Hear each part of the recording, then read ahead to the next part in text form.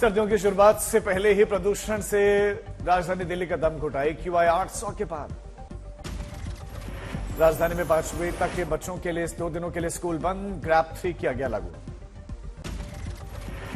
तोड़फोड़ और निर्माण के कामों पर भी रोक। नासा ने जारी की प्रदूषण की तस्वीरें। दिल्ली के पर्यावरण मंत्री दोपहर 12 बजे उन्होंने बुलाई बैठक। दिल्ली में BS3 पेट्रोल और BS4 डीजल के निजी 4 पहिया वाहनों पर रोक। सड़कों पर उतरे तो 20,000 रुपए का कटेगा चालान। प्रदूषण से बेहाल दिल्ली में मास्क पहने सुबह सुबह नजर आए लोग। स्कूली बच्चों ने प्रदूषण से बचने के लिए पहना मास्क।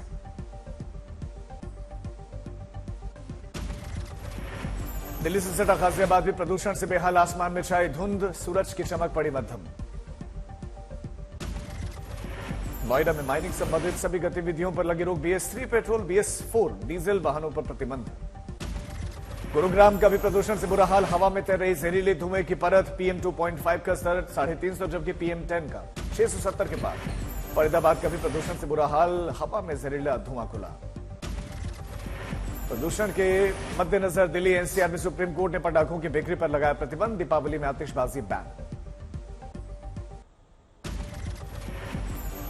दिल्ली के पर्यावरण मंत्री गोपाल राय ने आज तक से कहा, पर्यावरण सुरक्षा के मद्देनजर उठाया जा रहा है जरूरी कदम।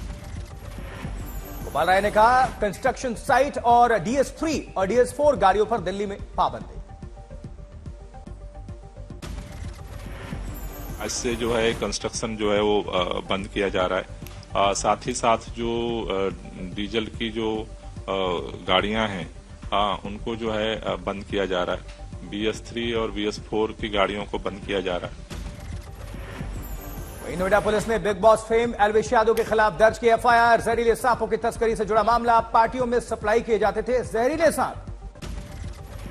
नोएडा सेक्टर 49 पुलिस ने छापेमारी में 5 लोगों को गिरफ्तार किया है। अजगर और कोबरा समेत 98 सांप गिरफ्त में आए। आरोपियों में एल्विश यादव का भी नाम लिया है उन्होंने।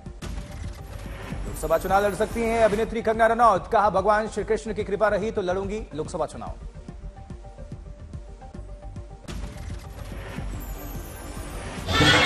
आप लोकसभा चुनाव लड़ेंगे? श्री कृष्ण की कृपा रही तो लड़ेंगे। असदुद्दीन ओवैसी ने राहुल गांधी को फिर चुनौती दी है। दम है तो अपने खानदान को लेकर आएं और हैदराबाद से मेरे सामने लड़ें चुनाव।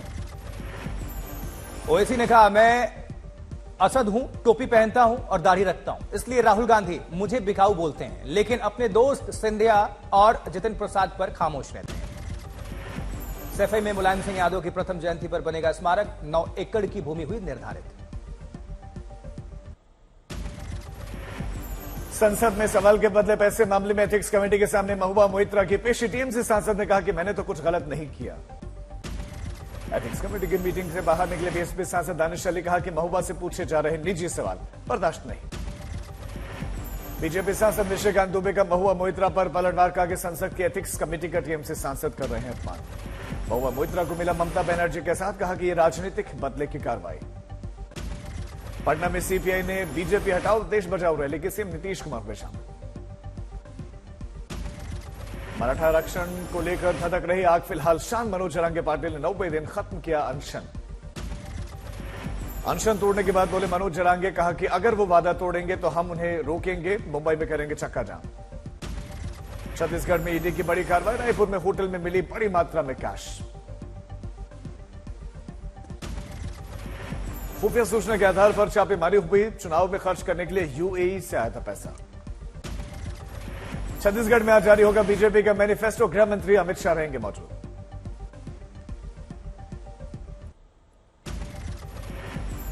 उधर पटना में करीब 1.25 लाख नए शिक्षकों को दिए गए नियुक्ति पत्र। गांधी मैदान के आयोजन में मुख्यमंत्री नीतीश कुमार शामिल हुए।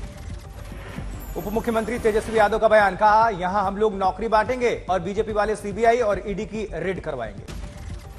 रांची में मुख्यमंत्री हेमंत सोरेन के 66 पशु चिकित्सकों को सौंपा नियुक्ति पत्र। उन्होंने कार्यक्रम में झारखंड के कृषि मंत्री भी बादल पत्र लेकर रहे शामिल। पटना में CPI की बीजेपी हटाओ देश बचाओ रैली। सीएम नीतीश कुमार इसमें शामिल हुए। बीजेपी प्रत्याशी के समर्थन में मैहर पहुंचे केंद्रीय मंत्री ज्योतिरादित्य सिंधिया। अनोखे अंदाज में कमलनाथ और दिग्विजय सिंह पर साधा निशाना। जबकि राजस्थान के दुदू में चुनाव प्रचार करने पहुंचे CM गहलोत। लोगों को किया संबोधित।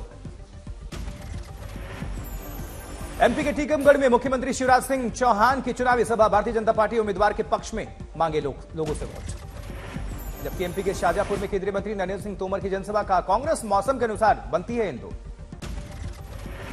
अयोध्या में होने वाले भव्य दीपोत्सव में 21 लाख दियों से बनेगा वर्ल्ड रिकॉर्ड। भगवान राम के जीवन से संबंधित झांकियां होंगी आकर्षण का केंद्र। लखनऊ में बैठक। पटना में एक कॉलोनी में संदिग्ध अवस्था में मिला विवाहिता का शव, पुलिस ने पति को गिरफ्तार किया। गढ़वा में पुलिस कर्मियों पर ईंट पत्थरों से जोरदार हमला, 11 लोग जख्मी।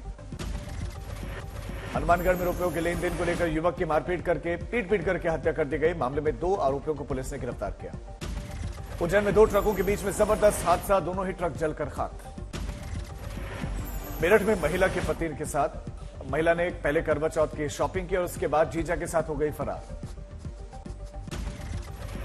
गुरुग्राम में फैली स्मॉग की चादर, खतरनाक श्रेणी के पार प्रदूषण का लेवल। नोएडा में एक हॉस्पिटल में सर्विस लिफ्ट गिरने से 4 लोग गंभीर रूप से घायल। हिंगोली में आरक्षण को लेकर मराठा आंदोलनकारियों ने अकोला हैदराबाद नेशनल हाईवे पर जाम लगाया।